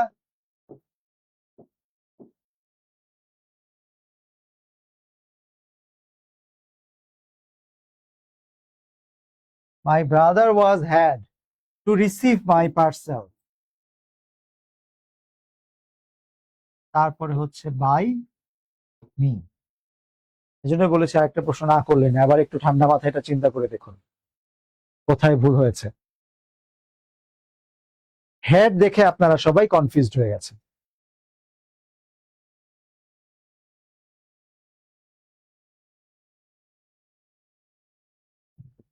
এখানে ছিল হি মেড, মেডের আগে আপনি ওয়াজ লিখেছেন না, আই ওয়াজ মেড। তারপরে মেইন ভার্বের এই যে পজিটিভ ভার্বের আগে টু, এই জায়গায় নিয়মে পার্থক্য কোথায়?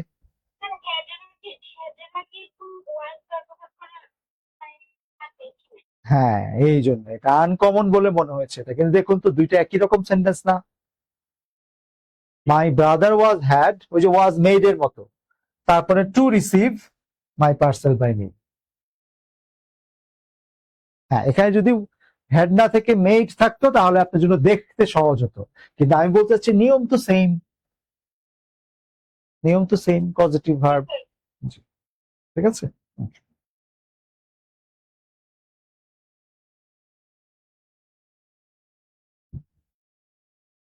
আবার my brother was had to receive my parcel, excellent. Kajal বলছেন মাই ব্রাদার ওয়াজ রিসিভড বললে ভাই মানে দাঁড়াচ্ছে কি ভাইকে কেউ রিসিভ করেছে, সেটা তো বলতে চাইনি, আমি বলতেছি ভাইকে দিয়ে আমার পার্সেল রিসিভ করিয়েছি, মা শিশুকে চাঁদ দেখার মতো। এটা একটা পজিটিভ ভার্বের সেন্টেন্স ছিল। Choose an antonym for repudiate, জানি কিনা, অ্যান্টোনিম চেয়েছে।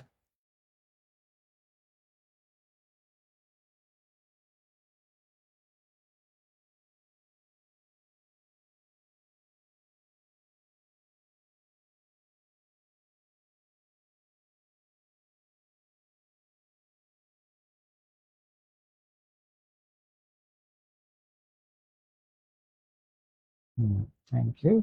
হ্যাড পাস্ট ইনডেফিনিট, হ্যাঁ I was. Thank you Sabrina. Repudiate মানে হচ্ছে কোনো কিছু অস্বীকার করা, এই যে রিফিউট, ডিসক্লেইম করা। রিট্র্যাক্ট মানে পিছিয়ে যাওয়া, তাহলে অ্যান্টোনিমটা কি হবে? অ্যাকনলেজ, স্বীকৃতি দেওয়া, স্বীকার করা। সজীব আহমেদ বলেছেন ওয়াজ কেন? Good. সজীব আহমেদ নিশ্চয়ই 18 নম্বর প্রশ্নটার কথা বলেছেন। আর আমি যে এক্সাম্পলটা দিয়েছি, প্যাসিভ হলে ওয়াজ তো বলতেই হয়, এই জন্য বি ভার্ব ওয়াজ তো পাস্ট টেন্সে, হ্যাড তো পাস্ট টেন্সে ছিল, তাই তার আগে ওয়াজ বসেছে। প্রেজেন্ট টেন্স থাকলে হতো is, my brother is had 20। Question tag মনে রাখবেন, গ্রেড 10-এ কিন্তু আমরা আশা করব যে প্রশ্ন গ্রামার লেভেলটা অত ডিফিকাল্ট হওয়ার সুযোগ নেই, ঠিক আছে? ভোকাবুলারিটাই আমাদের সব একটু স্ট্রংলি পড়ে যেতে হবে। কোশ্চেন ট্যাগ কি মনে আছে আমাদের? Choose the correct question tag. We seldom encounter such problems.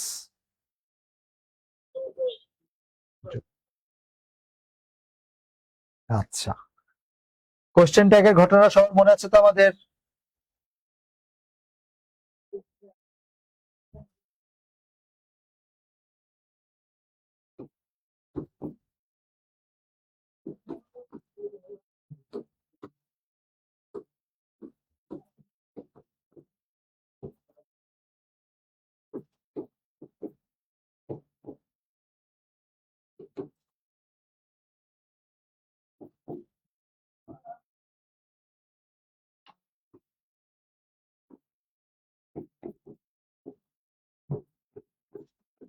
এটা ট্যাগ কোশ্চেনটা কি হবে? Let us know after reaching there.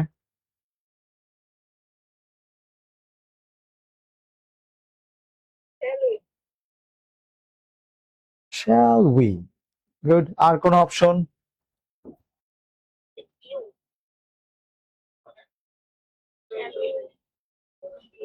কেন আমরা শ্যাল উই বলছি? আমি জানি আপনারা কেন বলছেন, একটু আপনাদের মুখে শুনতে চাচ্ছি।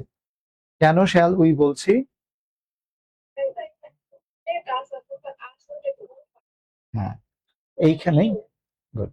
আমি জাস্ট এটা, আপনি জানেন, আপনি ঠিকই জানেন, কিন্তু আমি একটু পার্থক্যটা দেখাচ্ছি।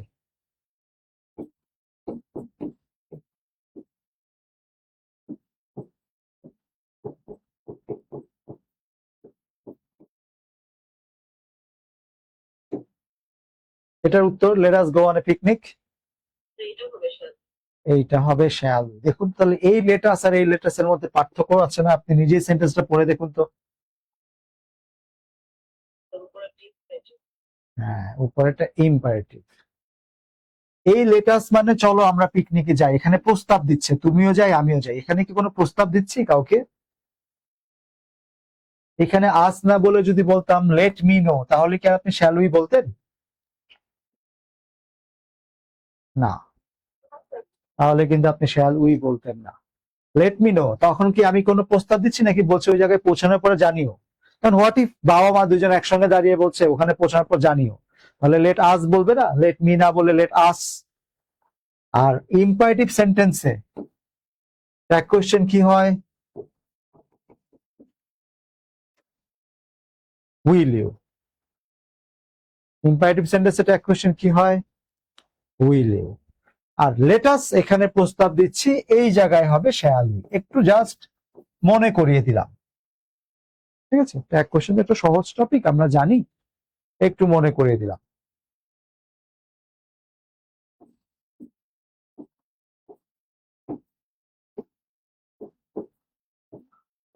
She could hardly forget, এটা ট্যাগ কোশ্চেন কি হবে?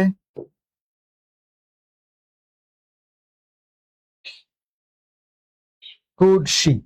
কারণ কি, হার্ডলি কথাটা যেহেতু না বোধক, তাই ট্যাগ কোশ্চেন কি আর না বোধক করার দরকার নেই, কুড শি। একই রকম ভাবে আমাদের এখানে we seldom encounter such problems, এটা না বোধক,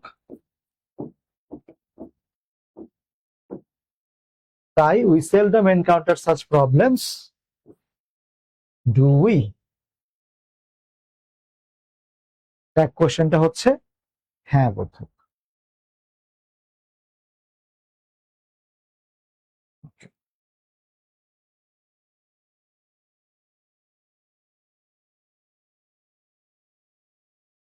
কোনটা কারেক্ট সেন্টেন্স?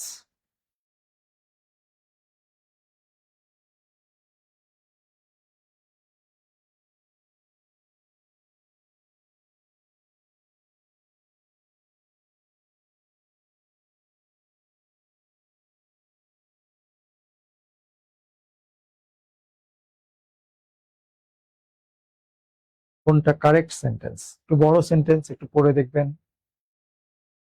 আমার এখানে 3টা সেন্টেন্সে ভুল আছে। আপনার কাজ হচ্ছে কোন সেন্টেন্সে ভুল আছে ভুলগুলো খুঁজে বের করা, তাহলে একটা ছেকে কারেক্ট। তিন নম্বরটা ঠিক আছে। C correct. এ নাম্বারে ভুলটা কোথায়? ক্রিয়েট পরিসর কুইয়ের তো হ্যাজ হতেই পারে না, সহজেই ভুলে গেছে, বুঝেছি এটা ভুল। বি নাম্বারে ভুল কোথায়? আর would have got এখানে she had left আর she had left, the third condition হয়ে গিয়েছিল। উডের পরে তো কখনো V3 হতে পারে না। বা বি নাম্বারে ভুল কোথায়?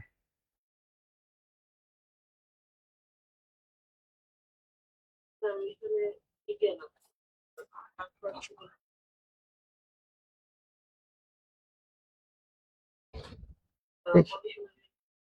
কত নাম্বারে? বিতে ভুল কোথায় আপু? দিকে না হ্যাঁ, কেন বিজ্ঞান না হয়ে কি হবে? হ্যাঁ, কারণ হ্যাড থার্ড কন্ডিশনাল, হ্যাড এর পরে তো বিগান হবে। ওই উইয়ের পরে যেমন হ্যাজ হওয়া সম্ভব না, হ্যাড এর পরে বিজ্ঞান হওয়া সম্ভব না। Had we began the experiment earlier we could have gathered more. তাহলে বাকি আছে কি সিটা কারেক্ট। এটা কোন কন্ডিশনাল? হ্যাঁ, এত লেখার খালি লেখাই কোশ্চেন। হ্যাঁ, অনেক বড় বড় sentence. Had I known about the job opportunity, দেখুন বাংলায় বলার সময় আমাদের যদি চলে আসছে, যদি এখানে কোথাও ইফ লেখা নেই। যদি আমি চাকরির সুযোগটার কথা জানতাম, I would have applied for it immediately. এইটা আমার correct sentence, third conditional. Conditional আমরা পারি তো নাকি? আবার আপনাদেরকে একটা হেড দিয়ে বিপদে ফেলি।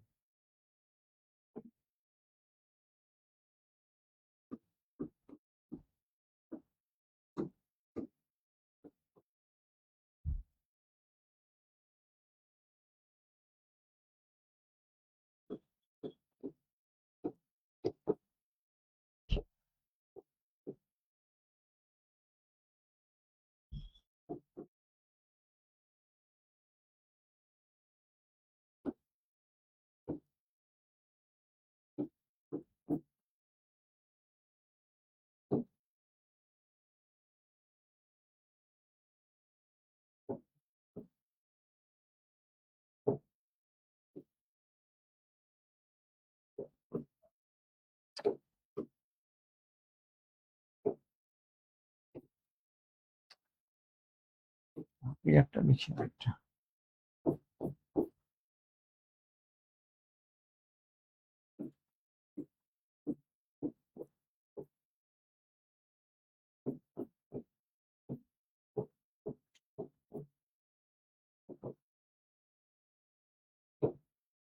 I could have earned the medal if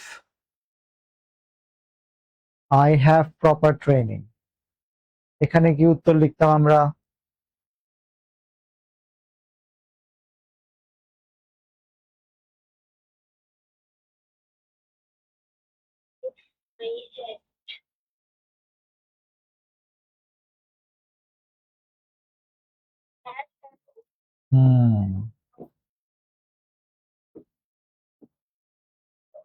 had proper training। এই তো, এখন আপনারা কিন্তু ঘটনাটা ধরে ফেলেছেন। এটা কোন কন্ডিশনাল? একজন আপু যে হ্যাড বলেছিলেন, এটা সেকেন্ড নাকি থার্ড? থার্ড কন্ডিশনালে তো এটা পাস্ট পারফেক্ট হতে হবে। আর পারফেক্ট টেন্সে কি হয়? একটা হ্যাড তো বলতেই হয়, তারপরে এই ভার্বটার V3 হয়। I had proper training. এখন সবাই ধরে ফেলেছে। এক্সিলেন্ট। শুধু অ্যাড তো হবে না, শুধুমাত্র হ্যাড হবে। থার্ড কন্ডিশনাল যে।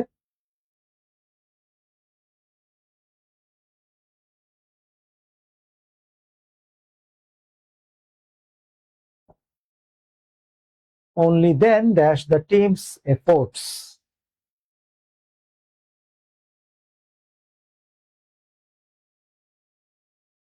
এ নম্বর এটা কোন টপিক?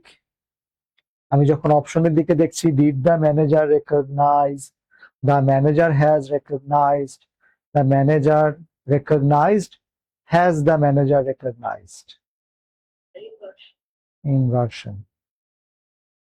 আচ্ছা, ইনভার্সনের টপিক আমরা জানি সেন্টেন্সটা হয় না বোধক অ্যাডভার্ব অথবা অনলি অথবা সো দিয়ে অ্যাডভার্ব দিয়ে শুরু হতে পারে। ইনভার্সনে কি হয়?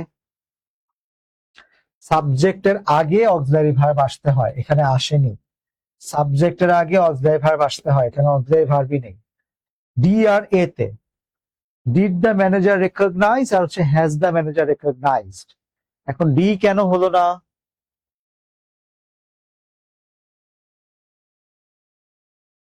অনলি দেন, কেবল তখনই, এটা অতীতের কথা বলছি, এখানে কোনো এমন কোনো টাইম মডিফায়ার নেই যে মডিফায়ারটা প্রেজেন্ট পারফেক্ট টেন্স বোঝাতে পারে। কোনো অক্সিলারি ভার্ব নেই বলে ডিড এসেছে। Only then did the manager recognise, কেবল তখনই ম্যানেজার রেকগনাইজ করলো, স্বীকৃতি দিল টিমস এফোর্টস কে। ডি নাম্বার কেন উত্তর দিতে পারছি না? কারণ এখানে টাইম মডিফায়ারটা কোনো প্রেজেন্ট পারফেক্টের না, কেবল তখন। নাও বলতে যেমন আমি প্রেজেন্ট টেন্স বোঝাই, আর দেন বলতে কি আমি পাস্ট টেন্স বোঝাই, তখন। এটা অতীতকালের কথা বলছে, এটা প্রেজেন্ট পারফেক্টের কথা বলছে না। আচ্ছা, ইনভার্সন একটু তাহলে কথা বলি। ইনভার্সন জিনিসটা কি? ইনভার্সন জিনিসটা কি? তো আমরা আসলে 23 তারিখের পরীক্ষা উপলক্ষে একটু রিভিশন করছি, তাই একটু কথা বলে দেই। ইনভার্সন মানে কি? উল্টে দেওয়া, তাই না? উল্টে দেওয়া। কাকে উল্টে দেওয়া? ভার্বকে। কিভাবে উল্টে দেওয়া? এক কোশ্চেনে আমরা যে কাজটা করি, হি ডিড দা জব, এক কোশ্চেনে কি করি? Didn't he. আগে হি না লিখে পরে হি লিখি ডিডেন্ট। এটা হ্যাঁ বোধক না বোধক। ইনভার্সনে সেটা করতে হয় না। আবার দেখুন তো, যখন আমি বলছি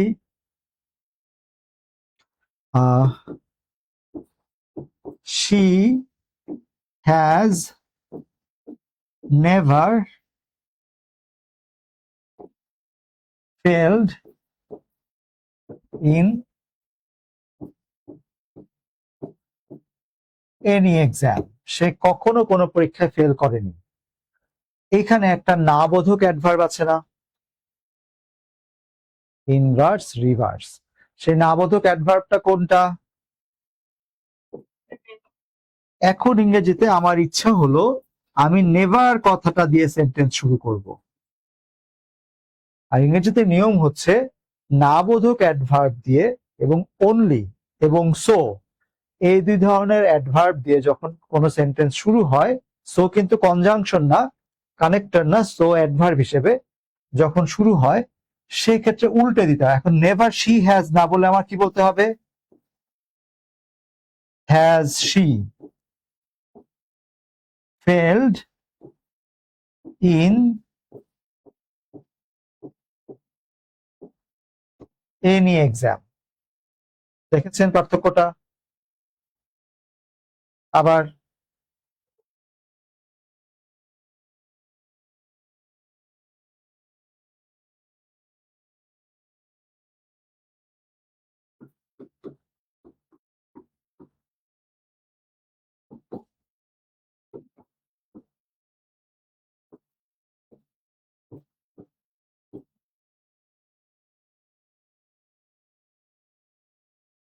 ইনভার্সনে কি অনলি সো নেভার এই ধরনের অনলি এবং সো, এই দুটো হচ্ছে আলাদা করে মনে রাখার জন্য, আর বাকি সবগুলো সবসময় না বোধক শব্দ দিয়ে শুরু হবে। নো, নেভার, নো সুনার, ঠিক আছে? স্কেয়ারসলি, সেলডম, হার্ডলি, এই শব্দগুলো কি হ্যাঁ বোধক নাকি না বোধক? এই তো।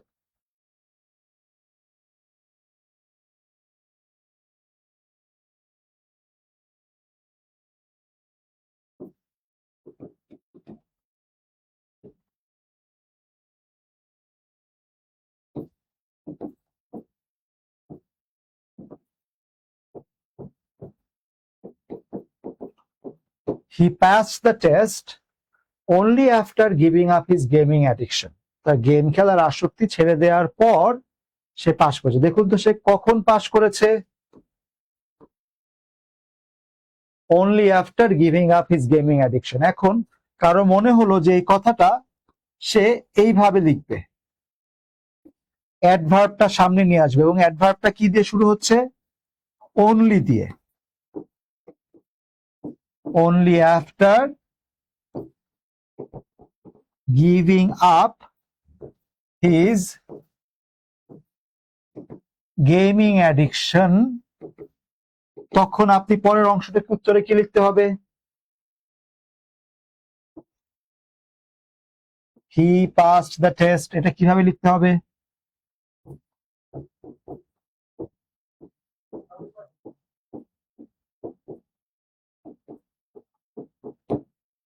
did he pass the test?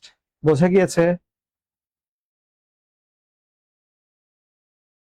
দেখেছেন এই সেন্টেন্স গুলো কি? only did he pass the test, interesting. Sabrina অন্যভাবে, উনি অনলিটা সামনে নিয়ে এসেছেন, পুরো অ্যাডভার্বটা আমি সামনে এসেছি যে only after giving up his gaming addiction, কেবল তার গেম অ্যাডিকশন ছেড়ে দেওয়ার পর did he pass the test। আর আরেকটা কি দিয়ে আছে এটাও একটু বলে দেই, সো দিয়ে। কিন্তু আমরা সবাই এই সেন্টেন্সের সঙ্গে পরিচিত, my father is so old that he cannot run। আমার বাবা এতটাই বৃদ্ধ যে সে দৌড়াতে পারে না। এখন আমার মনে হলো যে সো ওল্ড কথাটা এতটাই বৃদ্ধ আমার বাবা যে এইভাবে কথাটা বলবো, তাহলে দেখুন এই সো ওল্ড কথাটা সামনে চলে এসেছে, সো ওল্ড। তখন মাই ফাদার ইজ না বলে কি বলবো? Is my father. মানে এগুলো কোনো নতুন বাক্য না, এই বাক্যগুলোকে নর্মাল অ্যাসার্টিভ সেন্টেন্স গুলোকে একটু ভিন্ন ভাবে বলা। So old is my father that he can not run. বোঝা গিয়েছে?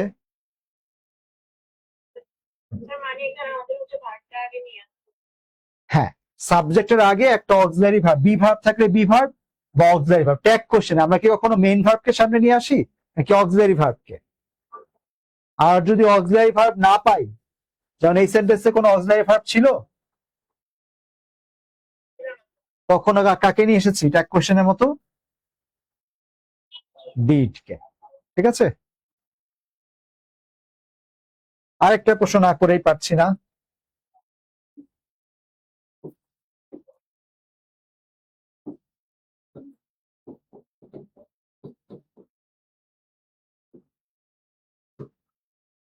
she had little money, এটা কি হ্যাঁ বোধক নাকি না বোধক?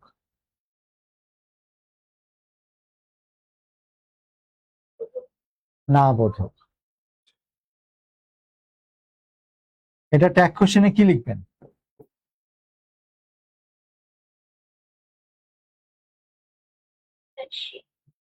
Good. had she হতে পারে ব্রিটিশ ইংলিশে, আমেরিকান ইংলিশে কি হবে? did she, দুটোই কারেক্ট। আচ্ছা, আরেকটা সেন্টেন্স যদি বলি,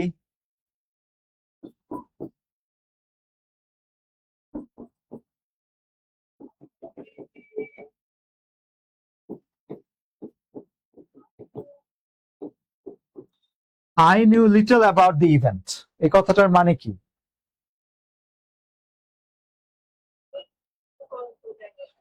ওই ঘটনাটা সম্পর্কে আমি জানতামই না বলতে গেলে, লিটল কি না বোধক না, না জানার মতোই। এই কথাটাতে এইখানে লিটল কথা কি হ্যাড কে মডিফাই করেছে নাকি মানিকে?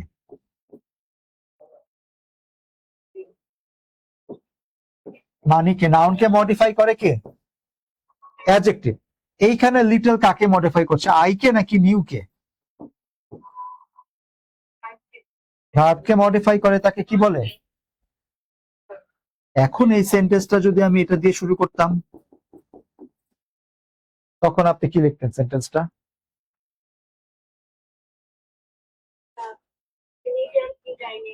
Little did I know. Excellent. Little did I know. Adverb হতে হবে, অ্যাডভার্ব গুলো যখন না বোধক হবে। Little did I know about the event, আমি ওই ব্যাপারটা সম্পর্কে কিছুই জানতাম না। ঠিক আছে, এই হলো ইনভার্সন। কিছুটা বোঝা গেছে? না বোধক দিয়ে শুরু। জি, ক্লাস কি আগে হবে?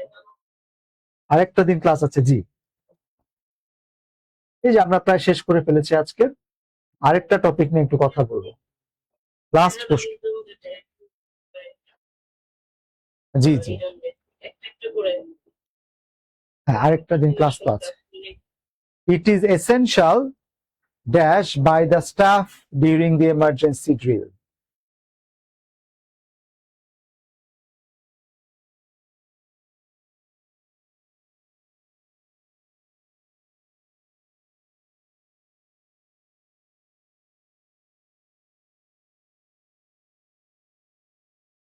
The correct answer কি হবে?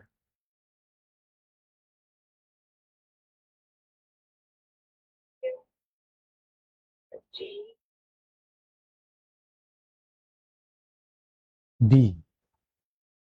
এটা কোন টপিক? এটা সাবজেক্ট। সাবজাংটিভ। সাবজাংটিভে কি হয়, আমাদের বাক্যে একটা দ্যাট কনজাংশন থাকতে হয় এবং তার আগের অংশে এরকম কোনো কথা বলা থাকে যে এমনটা হওয়া জরুরি, যে এমনটা হোক, এরকম। আচ্ছা, এখন এ নাম্বারটা হয় it is essential to every safety protocol follow, এটা তো কোনো টু এর পরে তো ভার্ব লাগবে, বা এভরি সেফটি প্রোটোকল ফলো, এটা কেন হয়নি? বি নাম্বারটা কেন হয়নি? হ্যাঁ, there every safety protocol, protocol তো কাউকে ফলো করবে না, প্রোটোকল নিয়ম কানুনকে ফলো করতে হবে। আর C number every safety protocols, এভরির পরে প্লুরাল হতে পারে না, শেষেরটা that every safety protocol be followed, এটাকে বলা হয় সাবজাংটিভ। সাবজাংটিভ সম্পর্কে আমাদের কিছুটা আইডিয়া আছে। আচ্ছা, সাবজাংটিভটা বুঝিনি এমন কেউ আছে এখানে যে একটু ডিসকাশন করলে একটু ভালো হবে? আমাদের পরের ক্লাসে আমি অন্য যে বাকি টপিক, আচ্ছা, অন্য যে কিছু টপিক আছে যে আপু যেগুলো বললেন, প্যারালেল স্ট্রাকচার, তারপরে হচ্ছে রিডান্ডেন্সি, এইসব ড্যাংলিং মডিফায়ার, এই ধরনের কিছু টপিক নিয়ে একটু কথা বলবো। আচ্ছা, সাবজাংটিভ নিয়ে একটু কথা বলি। জি, আচ্ছা, এখন সাবজাংটিভের ক্ষেত্রে কি হয়, এই যে এই সাবরিনা আপু এখানে দেখুন মেসেজে বলে দিয়েছেন order that, suggest that, essential that, ভার্বের বেস ফর্ম। আচ্ছা, সাবজাংটিভের আসলে ঘটনাটা কি? ঘটনাটা কি হয়, আমি সহজ কথায় বলি, কেউ একজন চায়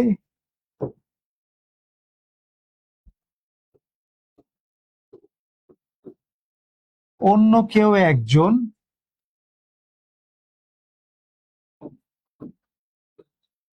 কিছু করুক। সহজ বাংলায় বললে আমি যেটা বলি, কেউ একজন চায় অন্য কেউ একজন কিছু করে। পজিটিভ ভার্বে কি হয়, পজিটিভ ভার্বে কেউ অন্য কাউকে দিয়ে কিছু একটা করায় বা করতে সাহায্য করে। মা শিশুকে চাঁদ দেখায়, আলটিমেটলি চাঁদ দেখার কাজটা করছে শিশু, মা করিয়ে নিচ্ছে। আর সাবজাংটিভে আলটিমেটলি করে না, সাবজাংটিভে হচ্ছে অন্য কাউকে দিয়ে করিয়ে নেয়।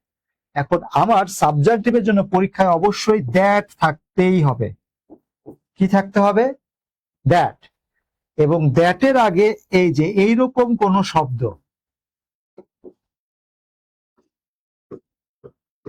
যেগুলো দ্বারা বোঝায় যে কেউ একজন চায় অন্য কেউ একজন কিছু। এখন এগুলো এত বেশি শব্দ, এগুলো অনেকে অনেকভাবে মনে রাখে। আপনি খেয়াল করে দেখুন তো, আমি যদি বলি হি টোল্ড মি দ্যাট, বলেন তো এখানে কেউ কাউকে দিয়ে কিছু করাতে চাচ্ছে? না, তাহলে এটা কি সাবজাংটিভ বলবো? না। যদি বলি হি ইনফর্মড মি দ্যাট, এখানে কেউ কাউকে দিয়ে কিছু করাতে চাচ্ছে? না, সে আমাকে জানিয়েছে, কিন্তু যখনই বলছি হি অর্ডার্ড মি বা রিকোয়েস্টেড মি, এরকম যে কোনো শব্দ, হি ইনস্ট্রাক্টেড মি, তার মানে কি সে আদেশ করেছে, অনুরোধ করেছে বা নির্দেশনা দিয়েছে, সে বলেছে না কিছু একটা করার জন্য। এই ধরনের শব্দের পরে যখন দ্যাট থাকবে, দ্যাটের পরে সাবজেক্টটা যেটা থাকবে, he requested that she be present, উত্তরটা কি হবে?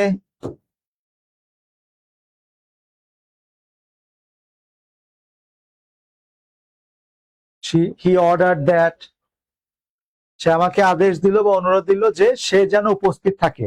সে কি আলটিমেটলি উপস্থিত আছে নাকি থাকবে না, এটা তার উপর। মা যখন শিশুকে চাঁদ দেখায়, শিশু কিন্তু চাঁদ দেখছে, মা দেখাচ্ছে। কিন্তু যখন কেউ আমাকে আদেশ দিল বা রিকোয়েস্ট করলো বা আমাকে ইনস্ট্রাক্ট করলো, তখন যেটা করা হয়েছে, যেন আমি বলি কে একজন চায় অন্য কে একজন কিছু করুক, সেই চাওয়াটা ধমক দিয়ে হোক, সে চাওয়াটা ভদ্রভাবে বলে হোক, তখন প্রযোজক কর্তার মতো কি, হ্যাঁ, তখন আমি দেখব যে এইটা ডিপেন্ড করে তার উপরে। He order that she be present, এটাই correct answer. Was present, is present কিছু বলা যাবে না, ঠিক আছে?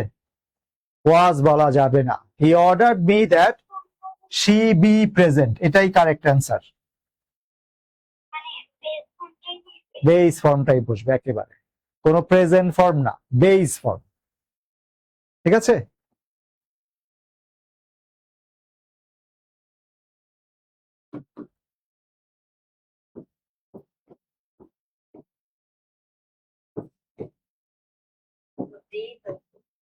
হ্যাঁ, বি থাকবে।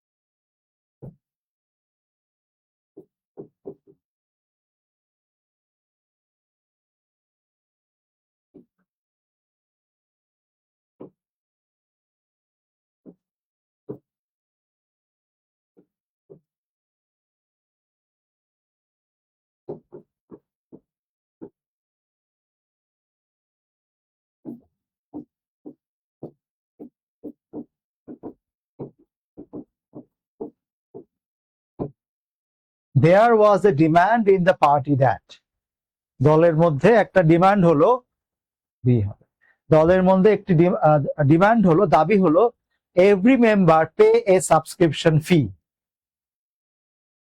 এখন আপনি দ্যাট পেয়েছেন, তার আগের অংশে কি আছে? ডিমান্ড।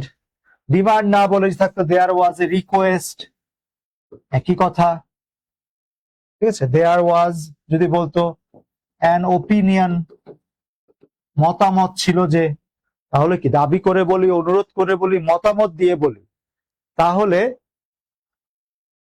এখানে উত্তরটা কি হবে? There was a demand in the party that every member pay subscription fee, উত্তরটা কি হবে?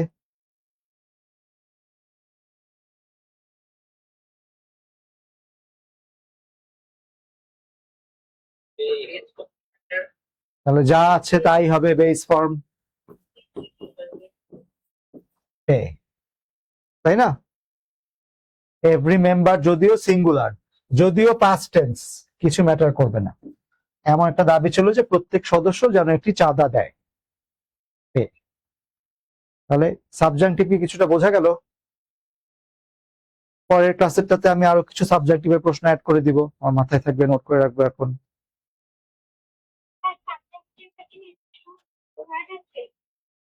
আপু ওয়ার্ড আছে আমাদের ওই যে কোনো বইয়ে, বা আপনি যদি এখানে আমাদের এই ক্যারিয়ার ম্যাপের বইয়েও কিছু ওয়ার্ড আছে, কিন্তু ওয়ার্ড মাশাআল্লাহ কম না, আপনি চাইলে ওটা শিখে রাখতে পারেন।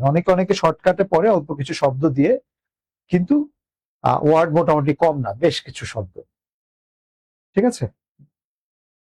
এই ওপিনিয়ন, রিকোয়েস্ট, ডিমান্ড, তারপরে হচ্ছে ইনস্ট্রাক্ট, একটা শব্দ দেখা যায় মুভ, এই মুভ মানে হলো ওপিনিয়ন, মতামত দেওয়া।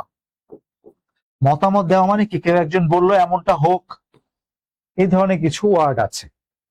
ওকে, খুব কমন ওয়ার্ড গুলো কি, অ্যাডভাইস পরামর্শ দেওয়া, সাজেস্ট ওই পরামর্শ দেওয়া, অর্ডার, তারপরে ডিমান্ড, এগুলো হলো কমন কমন শব্দ।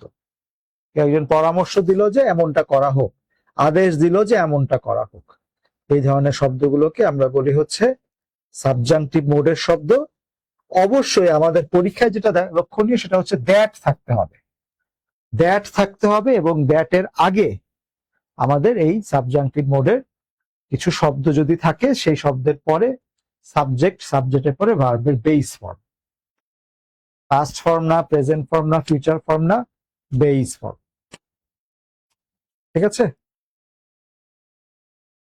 আচ্ছা, তাহলে আমার গ্রামারে আরো কিছু পয়েন্ট, যেটা হচ্ছে আমাদের কিছুটা রাইট ফর্মস অফ ভার্বস এর টপিক, কিছুটা সাবজাংটিভ, কিছুটা গ্রামার টপিকের মধ্যে আছে ড্যাংলিং মডিফায়ার, আর হচ্ছে রিডান্ডেন্সি, এই প্যারালেলিজম, এরকম কিছু টপিকের সমন্বয়ে আমাদের পরবর্তী ক্লাসটা, আমি একটা রুটিনে দেখেছি আপনাদের পরবর্তী একটা ক্লাস আছে আমার ধারণা এই সপ্তাহেই, এই রানিং সপ্তাহেই, তখন আমরা আবার একটু নিয়ে আসব। আপনাদের কাছে অনুরোধ, আপনারা একটু পড়তে থাকুন, আর যারা অলরেডি মোটামুটি একটা প্রিপারেশন নিয়েছেন তারা গ্রামার আইটেম গুলো একটু রিভিশনে রাখবেন। যারা মোটামুটি গ্রামার আইটেম পড়ে ফেলেছেন, মনে রাখবেন এখন সাধারণত নতুন কোনো গ্রামার টপিক পড়ার সময় না, এখন নিজেকে স্ট্রং করার সময় হচ্ছে ভোকাবুলারি সাইডটাতে। ভোকাবুলারি সাইডটাকে একটু নিজেকে স্ট্রং করার চেষ্টা করব, একটু বারবার পড়বো। আর একটা কমন প্রশ্ন, তাহলে আমি কোথা থেকে পড়বো? আমি বলি শুরুর জন্য হলো শুধু প্রিভিয়াস ইয়ার্স প্রশ্ন। প্রিভিয়াস ইয়ার্সে আর্টস ফ্যাকাল্টি থেকে কি কি প্রশ্ন তারা করেছে, জব অনেক করেছে, তো আপনি যতই পড়েন এগুলো মনে রাখাটাও কষ্ট, রিভিশন দিয়ে যেতে হবে। ঠিক আছে? আজকে তাহলে এখানে আমাদের সেশনটা শেষ করছি। আমরা পরবর্তী দিন, আমার ঠিক তারিখটা মনে নেই, পরবর্তী দিন আমরা আমাদের অন্য যে গ্রামার টপিক গুলো নিয়ে আছে সেগুলো নিয়ে শেষ করব। সবাই সুস্থ থাকার চেষ্টা করব, ভালো মতো একটা পরীক্ষা দেবো ইনশাল্লাহ। জি বলুন।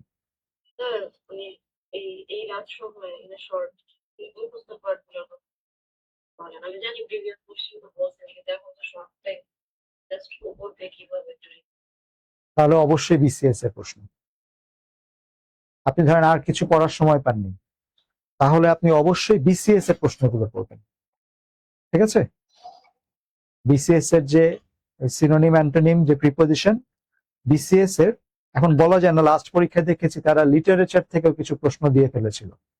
লাস্ট মুহূর্তে যদি কেউ কিছু পড়তে চান যে ঠিক আছে অনেক, আমি কোনটা পড়ে শেষ করতে পারবো না, তাহলে একমাত্র সলিউশন হচ্ছে আপনি বিসিএস এর প্রশ্নগুলো পড়া শুরু করুন, প্রশ্ন উত্তর। ঠিক আছে? ঠিক আছে, তাহলে আজকে আমি একটু এখানে শেষ করছি। সবাইকে ধন্যবাদ। আসসালামু আলাইকুম।